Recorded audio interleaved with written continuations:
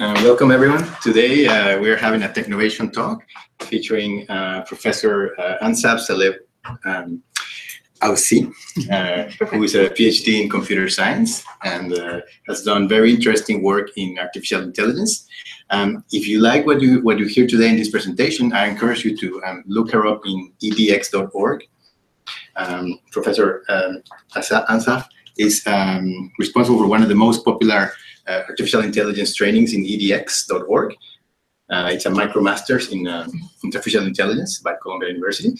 So please welcome, Professor. Thank you very much, Jorge. Thanks everyone for coming to this session. It's my pleasure to be here to talk about artificial intelligence. So today I'll be talking about AI in general, practical introduction, just make sure that we agree on the definition, applications, and history of AI. And so there'll be this first part on AI introduction, but then I will be talking about topic maybe that you might be interested in, which is AI and inclusion. And we'll be defining what's inclusion in terms of society, in terms of bias in the data we have, etc. Right? So I said about AI beyond the movies. So many have definition of AI that comes from the movies. AI has been inspiring movies for several decades. So Ex Machina or Terminator. So this people get their definition of AI there, right? But what is really AI?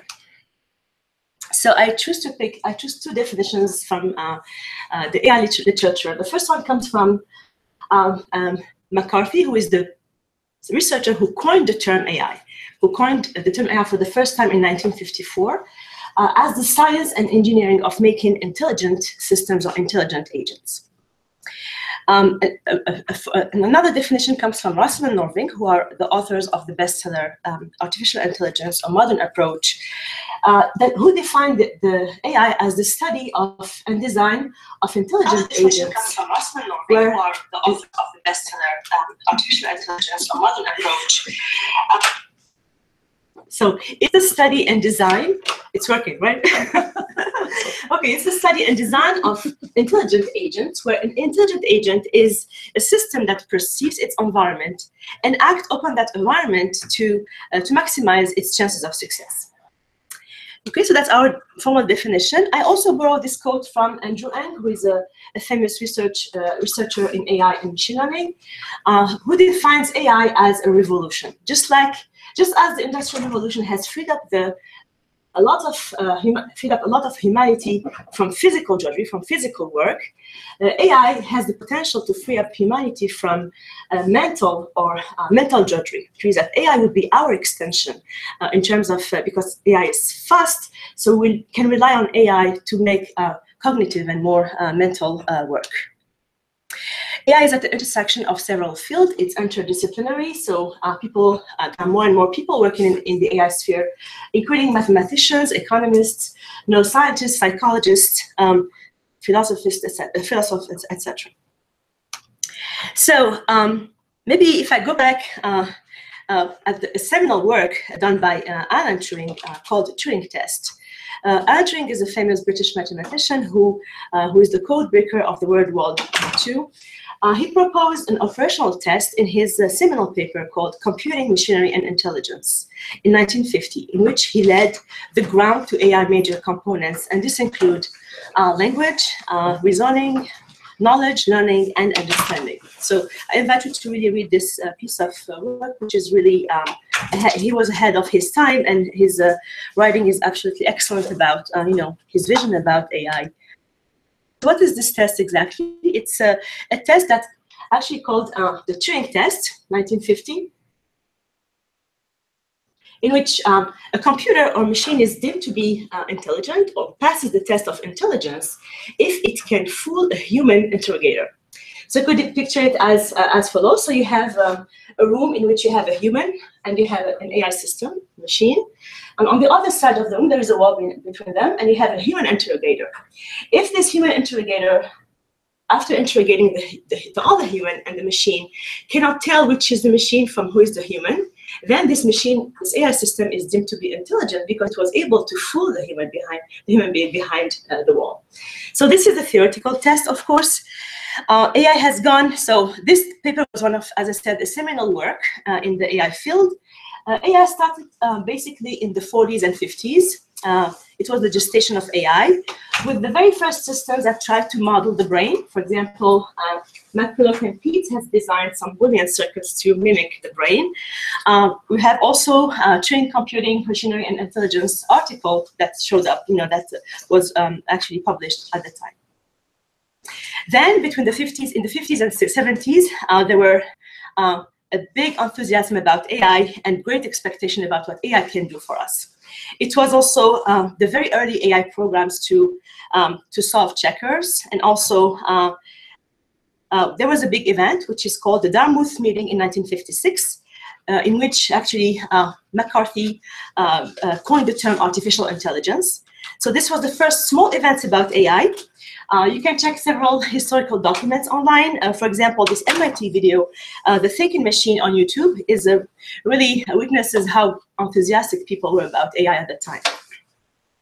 Then it was AI winter. Between the 70s and 90s, we have AI was deployed in industry through expert systems. It was mostly based what we call knowledge-based agent or knowledge-based AI, in which we were handcrafting the rules to solve problems. We have expert systems to do that. But there was a loss of interest, mostly because translation systems were not as successful as we were thinking they would be. Today, we are in the middle of AI Spring. AI Spring started in the 90s, in which AI became more scientific. We use probability, we use data to make predictions, and this actually made a big difference in how AI can solve problems like translation, etc. So today we are talking about large data sets. We are talking about very smart methods and approaches called machine learning to solve, that make AI actually more scientific and more powerful today. All right, so it's AI Spring. We are enthusiastic about it. So AI is all around us, of course. So we have many AI applications around us. Sometimes we use it without even knowing it's AI. For example, when you write a check, or when you put a check in an ATM machine to be added to your credit, then there is an AI system that can read the digits on the envelope or on the check, right? So there's an AI system based on neural network that can recognize any handwriting.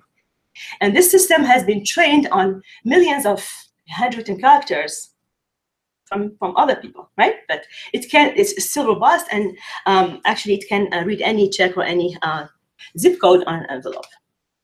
Machine translation is probably a historical motivation for AI.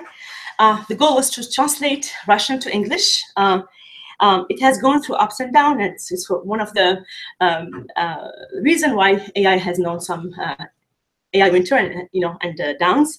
The first system used mechanical translation, that is one-to-one word.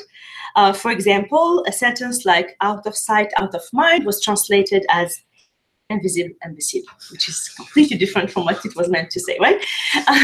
But today, translation is becoming statistical. It leverages the vast amount of data of what we call parallel corpora that exists out there. For example, the Canadian Hansard, or the Canadian Parliament, produces their proceedings both in French and in English, right? But because we have that large corpus of curated text, we can now today do better translation, much better translations. So today, for example, Google Translate can translate over 100 languages. And you could plug in the sentence now, "out of sight, out of mind." It's a really better job, I promise. Applications of AI also include, of course, robotics. I'm not going to go into that, but there are awesome robots out there today. Recommender systems, let's say Amazon makes recommendations based on your previous purchases, but also purchases of other customers. So there is an AI system behind it. Search engine, when you type a query on Google, you get a ranked list of potential websites in which you might be interested in. There is a ranking algorithm, which is a machine learning algorithm behind the search engine. Am I going too fast, or is this okay? Perfect. Yeah. Okay. Maybe a prominent application is spam filtering. When you start a new mailbox, usually you start getting some spam emails in your inbox. But as you train the system to recognize what's a spam, what's not spam, you see fewer of those. And these are directed straight to the spam folder, right? There is an AI system that can recognize and categorize.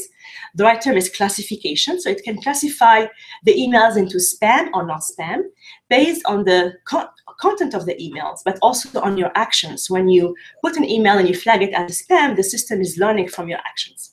So this is typically an AI system as well. Face detection. So smartphones usually have a face detection system that can, as soon as you take a picture of, want to take a picture of people, there's a square that goes around each face that can recognize the features and categorize, the different regions or areas in the image as a face or non-face. So it's based on the features, like there is a lighter spot on the top, then there's a darker spot in the middle, or features like there's a darker spot on the perpendicular, etc. So that's the idea of face detection. And the paper actually was from the 90s. It's called the Viola-Jones method that's implemented today in most smartphone systems. Okay, of course, speech recognition, Siri, you have tried Siri before, Siri or Cortana or Amazon Echo. So these are all systems that are doing okay. It's not perfect yet. It's not really fully interactive and fully informative as you wish, but these systems leverage what we call deep neural networks to handle speech recognition and natural language understanding. Lots of progress is made that, but it's hard. Language is hard for AI in general. All right, so maybe the most prominent applications of AI is through games. So probably you remember Kasparov versus IBM Deep Blue. So this was, IBM Deep Blue won over Kasparov in a chess game in 1997, thanks to AI, where IBM engineers deployed what we call powerful search algorithms to find the best, solutions to beat their opponent. Or Jeopardy 2011, Human versus IBM Watson. Here, besides searching for information online and searching for information to answer questions, there was, of course, a part of the system that was deployed in IBM Watson uses natural language understanding and information extraction to answer questions. And most recently, Alphago in early 2016, the Google machine, the Google AI system, Alphago, was able to beat Lee Sedol, who was the champion of the Go game. Go game is an ancient game, and it's very complicated because there are over 300 moves. So the possibilities to choose actions is really huge. But AlphaGo, through some deep learning, reinforcement learning, and search algorithm, was able to beat the champions in that arena. Autonomous driving or self-driving car, of course, are becoming every day, more and more reality. So thanks to advances in computer engineering and machine learning, we have today self-driving cars that can really drive several hundreds and thousands of miles. This started through a DARPA grant challenge in 2005, where DARPA started competitions from different labs to build self-driving cars. All right, so basically, I just went very quickly through a few applications of AI. There are way many more applications in healthcare, in education, where we see AI really behind the scenes. It's a smart, intelligent system. It's a piece of software, but that can do and learn from the data and learn from our actions to maximize some objective. All right, so I thought it's also good to clarify at this point the different schools of thoughts of AI, and make a clear distinction between what's the cognitive approach from what's just general AI. So according to Russell and Norvig, who are, again, the authors of the bestseller book in Artificial Intelligence, there are 4 schools of thoughts: thinking humanly, thinking rationally, acting humanly, and acting rationally. So I'll tell you which one is the most predominant approach today, but just to clarify, thinking humanly, this is what we call the cognitive approach. It requires to determine how a human thinks. And this is really like trying to build systems that are at the neural level and bottom up. So it's in the 60s, we had like what we call the cognitive revolution. It requires scientific theories about how internally the brain functions and have some level of abstraction, of knowledge, and of representing the brain as a set of circuits. And there was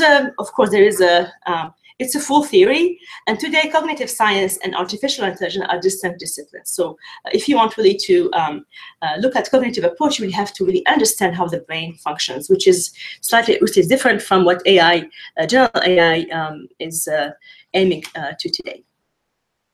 Acting humanly simply means that look at nature and be inspired by nature to build your AI system. For example, the concept of flying, we know that we can fly. Birds fly. right? So by observing nature, we can just see that concept that can be true. So humans have been trying to build planes that flap their wings. They end up using all the mechanism, all the aerodynamics and physics rules to make airplanes. But the concept was there, and just mimicking what's in nature is called acting humanly to build this kind of systems. The third school is thinking rationally, which is also called the laws of thoughts, using logic to represent our thoughts, to represent our inference systems. So this started with the Greek schools, where researchers developed logic from notations to rules of derivations for thoughts.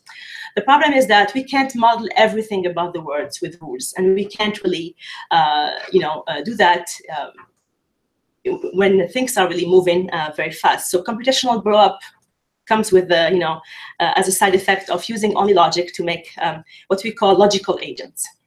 I'm sorry, this is a little bit fast, but I just wanted to locate, the different schools of thoughts. Finally, maybe the most used today, or the biggest approach is acting rationally, which is doing the right thing.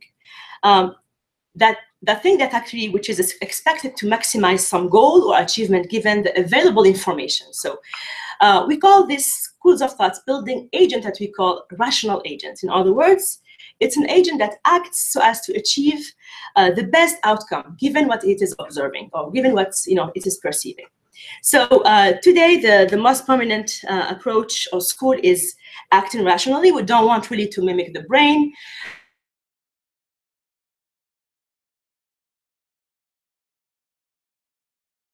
To optimize some criteria that maximize their chances of success. All right, so it's computational intelligence, study and design of intelligent agent, which is the most common form of AI today. Okay, so we agree that now we want to build what we call intelligent agents. There are different kinds of intelligent agents. Maybe AI started with what we call search agents. For example, you want to build agent that can take you places, right? So you want to go between a city like Washington and a city like Montreal, right? So you would look at the map, you would find, see the shortest path, or you would want to find a path that actually has less highways. So it depends what you want to achieve, what you want to optimize.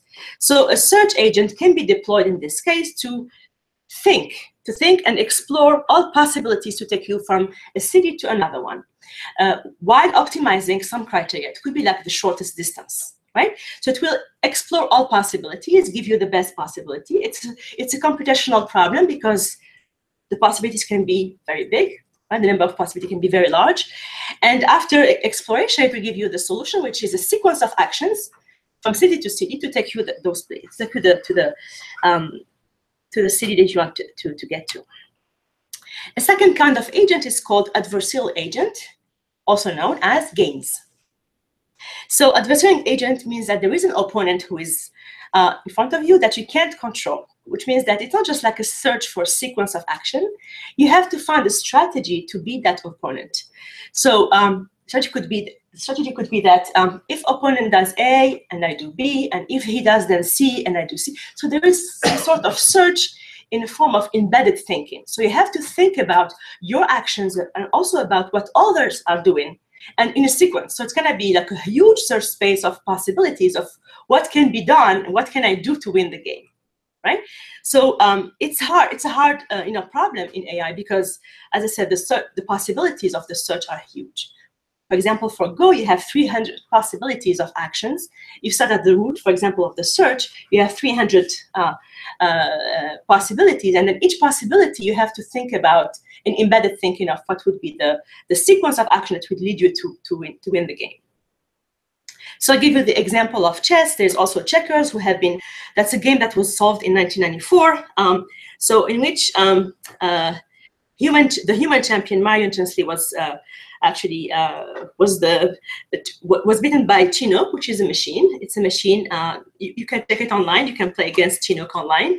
It ended 40 years of his reign as a champion of checkers. Okay, so another kind of agent is called CSP, or Constraint Satisfaction Problem Agent. It's Sudoku solver, right? As example, Sudoku is an example of such a constraint satisfaction problem. So in this case, the agent solved the problem with constraints. We don't care much about the sequence of action. We want to really fill that grid, right? So the idea is to fill the assignment that satisfy all the constraints. So in a Sudoku game, you have some constraints, and these are that you don't want you want the number of the digits inside the block. A block is either this square, or it could be a diagonal. I'm sorry, it could be the perpendicular line or the horizontal line. You want all the cells in this line or the block in general to be different, right? So these are the constraints, and you want to fill that map with those with the digits between 1 and 9. So the problem is that some Sudokus are harder than other ones, right? So it's a popular game, but for the hardest Sudoku, you could spend maybe days on them, or if or maybe hours. It depends. So for hardest Sudokus, if you build an intelligent agent that can solve CSPs, it can solve it in 2 seconds. And that's what we say, that AI can be our extension mentally, right? Because it's very fast. It can explore possibilities to assign those variables with values much faster than we do, right? So my student, for example, implemented this kind of CSP, and their algorithm can solve we picked one of the hardest Sudoku in the world, and it could solve it in less than 2 seconds, right? So it's variables. Each cell is a variable, and then we have constraint that each block of 3 by 3 or each column or each row have different digits, and then we find the solution by searching as well, right? But we don't care about the sequence. We just want to fill that matrix of values. Okay, so these are different kinds of agents: search agent, adversarial search agent, and CSP agent. Today we have what we call machine learning agent. And these are even smarter. So machine learning first, just to clarify the terminology as compared to AI. Machine learning, as defined by Tom Mitchell, who is one of the pioneers in machine learning. He founded one of the first labs in machine learning at CMU. He defines it as, his simple definition is, how do we create computer programs that improve with experience? What is experience? Data, right? So you have data, and you want this computer program to improve with experience.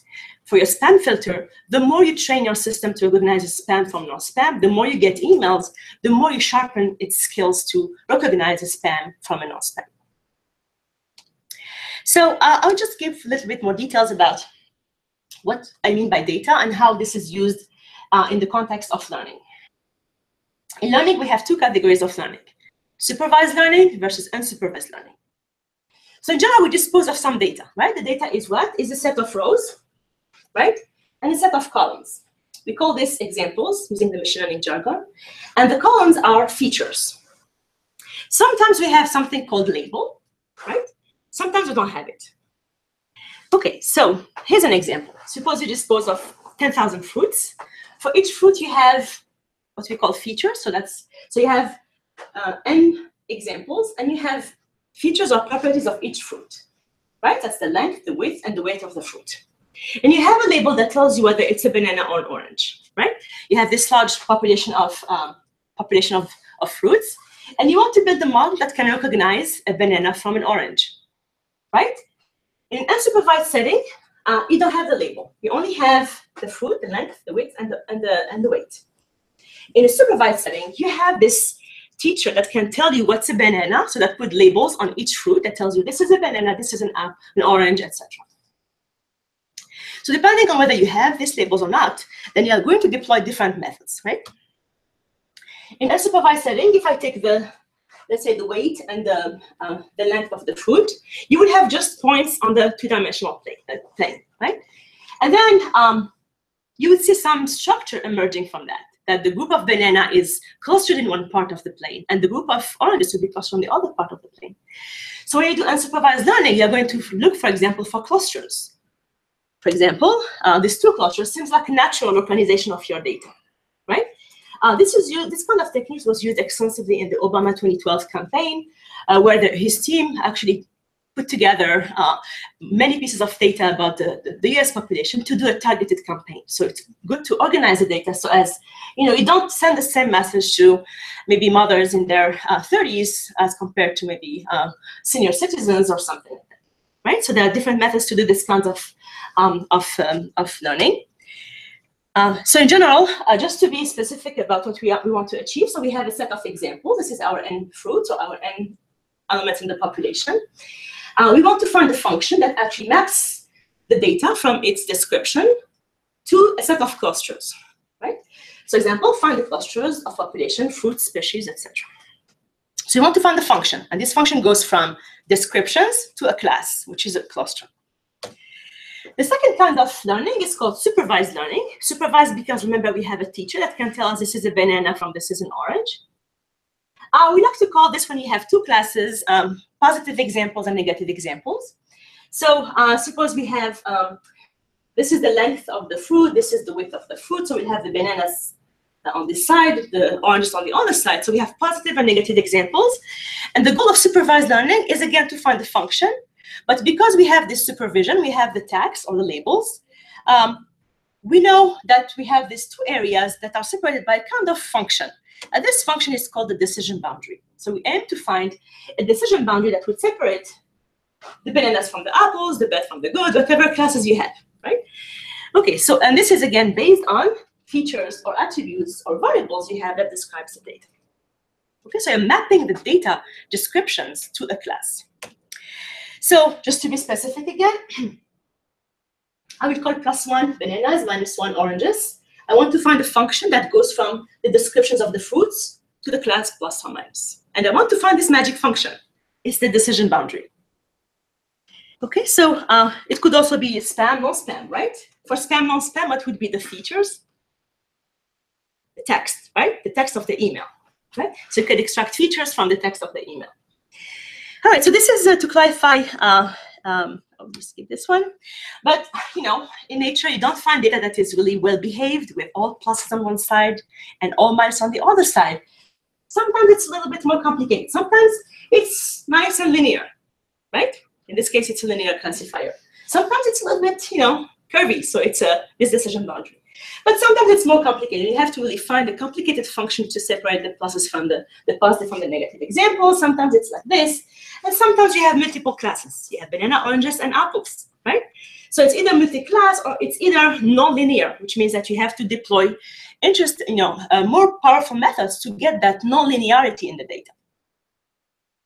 Example of methods that we deploy in general include support vector machines, deep learning, neural networks, decision trees, k-nearest neighbors, random forests, just to cite a few. But we, the machine learning community has developed a wide range of methodologies to solve this kind of problems. All right, so this is for supervised learning. But in general, generally speaking, in any of these methods, what we want to achieve is to optimize something, right? So in the case of this decision boundary, what do you want to optimize? We want to make sure that if I have a new example, right? I don't know the class of the example, so I just have let's say the height and the width and the length of the banana. For example, here, right? I don't know its class, but because it's on this side of the decision boundary, it's likely to be a banana. Right? So you can classify future data based only on their features or descriptions. You don't have the class, you just have their descriptions. So what do you want to achieve? You want to make sure that we are building this decision boundary right. In other words, we want to make sure that we are not losing information. In other words, we have in general something to optimize, in which time we have, for the case of classification, we have the classification term. And the classification term, we want to make sure that the true label and the predicted label are close, right? So over all the data points. So make sure that our predictions are correct, right? So our prediction of fruits, even if we make a few mistakes, it's okay because data is not perfect and our model wants to be perfect, right? So to make sure that we have a model that makes good prediction. So the loss is how much we lose by using the model rather than getting the right label. And then in general, we like to use what we call some regularization term because again, data is not perfect. There are some outliers. So we have to just a little bit, water this down a little bit. Okay, just to give you a general idea of there is an objective function to optimize, and sometimes you want to maximize, sometimes you want to minimize, depending on the context. All right, so one class of supervised learning, supervised means that we have a label, it's called neural networks. This method is not new, and the first simple neural network was invented by Rosenblatt between the 50s and the 60s. It was a simple neural network that actually progressed later on to be a neural network. So in the 70s, there was slow progress, but then In the 90s, neural network had been used by the US Postal Services to recognize digits on the zip code, on the envelopes, right? And it works pretty well today. We don't lose our mail. But in 2006, neural network is back with more power because today we have more data to train on. I have 30 minutes? You're already 30 minutes. I'm 30 minutes, okay. All right. All right, so today we have much more data. We have much more computational power, so we can deploy this. We can deploy neural networks at with what we call deep learning today. It works well, and it has breakthrough results in vision and speech. So what's deep learning? So you have some input layer. So you have your data. Suppose I have my handwritten 8. So it's actually just a bunch of pixels, right? Because the machine, when I write an 8, I'm not saying, the machine does not have the concept 8, right? So if I have a 8 written, it's a set of pixels. The machine can take that as input. And they want to train this AI system to recognize that this is the digit 8, right? So it has a classification. For whatever you put as input, you have the right prediction of what the label is, what the digit is. So in general, you have an input layer, you have an output layer for what you want to classify. And in between, you have connections, and you have neurons that actually interconnect to transform the data in a way to recognize, to match the input to the output. So the specificity, let me give you an example. So suppose you have an image with a pixels representation of women and men dancing, right? So for the machine, it's a vector representation of a bunch of pixels, colors of pixels.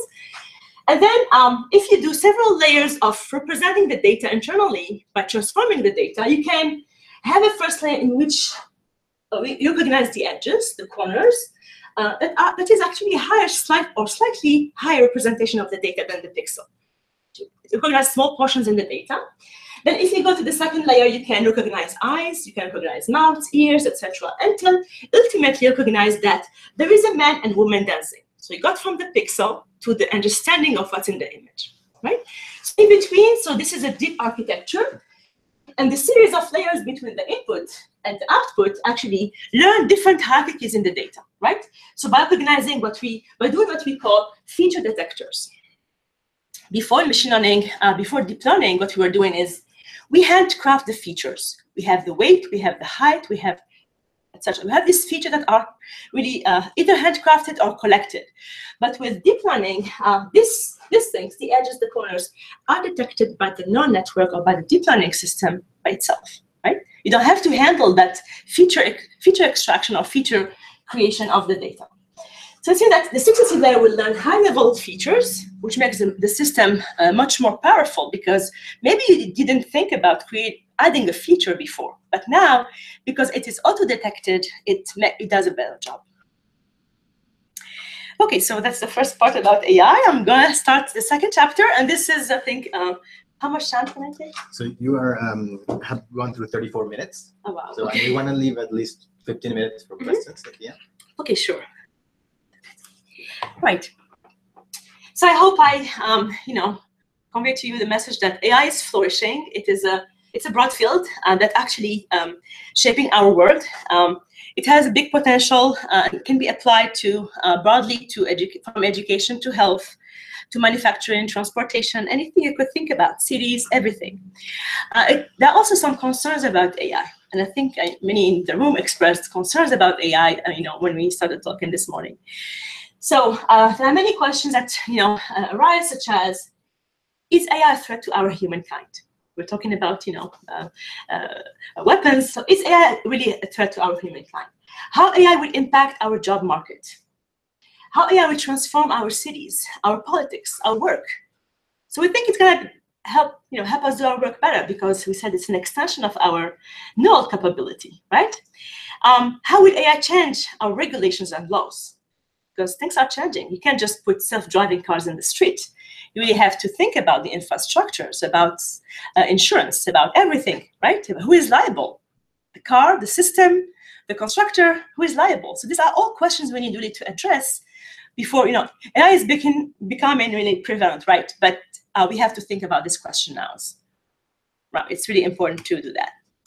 So recently I went to a symposium called AI and Inclusion. It was really a very good event in which co-organized by the ITS Rio, which is the Institute for Technology and Society, and the Beckman Klein Center for Internet and Society at Harvard.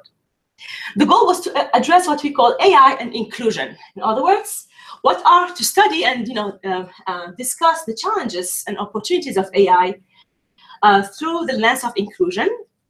Inclusion means how to identify the challenges to build a more inclusive and diverse world together. Let me go a little bit more specific. So, in other words, I talked to you about the technology, about AI systems, about the algorithms, but I spoke about how to optimize that function to make less errors, right? But in fact, we have to think about the accuracy of the systems, but also their safety, their privacy, their non-discrimination, and their transparency. So I think AI inclusion involves these 4 dimensions, and these are developed, which is how to empower peoples around the world with AI knowledge. This is to avoid what we call the digital divide that started with internet. The second thing is how to decipher models. So it's good to have a model that's a decision boundary that tells you this is good, this is bad. But can we explain it? If we have to make a decision about a loan, we have to explain to that person why he was refused a loan, right? The identify is to protect people's privacy and the right not to be categorized, which may lead to social exclusion. And finally, de-bias, which is to ensure and avoid digital discrimination. So developing AI knowledge. So first of all, we know that the quality of education, research, and innovation in developing countries is a true bottleneck. People are interested in learning, but there is really a problem with the quality of education there. The digital also divide may deepen with AI. So according to this article from Andres Lombana in July 2017, we witnessed the digital divide with internet. It's going to deepen with AI for sure. The importance of self-learning, is crucial in this case. So it's important to focus on deploying MOOCs, for example, massive online courses. But not only, we really need to think about other ways to bring that education to a wider population. So I'm bringing here a case study with the Columbia that Jorge mentioned at the beginning, Columbia University AI MicroMaster. I'm just providing some statistics about the number of learners from across the world, and from a gender perspective and from other perspectives. So the AI MicroMasters was created in January 2017 as an artificial intelligence course. It's a free course online on the edX platform. It has 4 courses: artificial intelligence, machine learning, robotics, and animation, and CGI motion. I'm teaching the first course, artificial intelligence, and the MicroMaster has attracted so far about 280,000 learners and only 150,000, and specifically 150,000 learners for the AI course alone. So in terms of who is interested in AI, so you see a wide range of countries, 200 countries and regions where we had enrollment from 200 countries and regions. For example, I don't know if you can see this. I'll zoom it a little bit. So we have 22% of our learners from the US, 17% from India, 4% from Canada, 3% from the United Kingdom, Germany, 3%, Brazil, 2%, China, 2%, etc. So, but we had 200 countries represented in our populations of students. And 42 is a mix of the rest of the country, the regions in the world. In terms of gender, 20% of the population was female. In terms of age, we have young learners, so about 85% of the population was less than 40 years old. So there is a high interest in AI from the young, and from the working force, 26 to 40, and also from high school students. Okay, so I think for developing AI, we have to deploy this kind of learning systems online, but also maybe think about other things. The second dimension of inclusion, according to me, is deciphering models. So many machine learning algorithms are called black boxes because they don't say why a decision was made. So for most of them, like support vector machines or deep learning is a bunch of connections between neurons, and you have these connections are weighted. So it's hard to give an explanation about the decision. However, the problem is that there's some emerging research, some new research about building AI systems that are self-explanatory or provide some interpretable reasons for the decisions of predictions. However, the clock is ticking. For example, The European Union regulations on algorithmic decision-making and the right for explanation require that actually citizens have the right to receive an explanations for algorithmic decisions. And this will take effect in mid-2018. That's really around the corner. We need to be able to say why the algorithm or the AI system made this decision, right? So despite the growing literature, we are not ready yet because it's hard, mostly because you can't interpret all models. Is the interpretation is something like a decision tree? If it is this, then then you make a decision. So it's explanatory, right? It's a tree that's kind of if-then rules. Or you could, okay. So it could present, you could present a set of charts to compare populations or a set of rules. But what can you do with something like this? This is a support vector machines, right? Algorithm, this is decision boundary, and you have this positive example in the middle. It's hard to interpret. It's hard to say, I don't give you the loan because you are here, right? So it's hard to really explain these kinds of things. Or how can you explain the vote in random forest of hundreds of thousands of trees? Right? It's just a majority voting of that. So it's hard to interpret, and there is a long, we need to do more research about that. The third dimension is the identifying. So do we have control of our data? Absolutely not. The problem is that it's not only what we declare, our gender, our name, but it's also because data can be embedded in different forms. Data can be revealed from our writing, from our images, from our, so this is also another complex problem that the AI community needs to address. The last dimension is debiasing models. Bias in, bias out. If you learn your models from biased data, if the data, for example, is for hiring and the hiring person was biased, you will find this bias in the models. So we have to make sure that the data is sanitized. The data is not biased before building a model. Otherwise, you will find the same bias. And I think it's an opportunity for us to avoid digital discrimination, to work on debiasing the data and debiasing the model, and hopefully debiasing the world. All right, so there's some research about that. I have to wrap up, but these are the general idea I wanted to provide today. AI is flourishing, exciting, and a broad field. The trend today is to use machine learning or learning agents, deep learning, reinforcement learning, complex models. The potential is amazing and is endless, but challenging from an inclusion perspective. We need to devise better methods so as different models can be explained. Data is here. It's large, but it's not perfect, and we have to address that too. And there is a consensus on the lack of quality of criteria, and how can we include these different criteria of different dimensions of inclusion into this objective function to make the learning not only accurate, but also have the human perspective that we really want. Thank you very much for your attention.